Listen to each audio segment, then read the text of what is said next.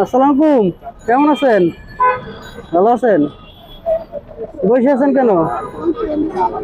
ও, কিছু খাইছেন? কেউ দেয় না? হ্যাঁ হ্যাঁ, আপনার ছেলে মেয়ে নাই? 10 টাকা পাইছেন? চাচা আছে? চাচা নাই? কত বছর হয়েছে মারা গেছে? হ্যাঁ, সারাদিনে কি 10 টাকা পাইছেন? সারাদিন কি খাইছেন? কিছু খান নাই? কান্না করেন না, আল্লাহ ভরসা। নেন, এটা খাবেন।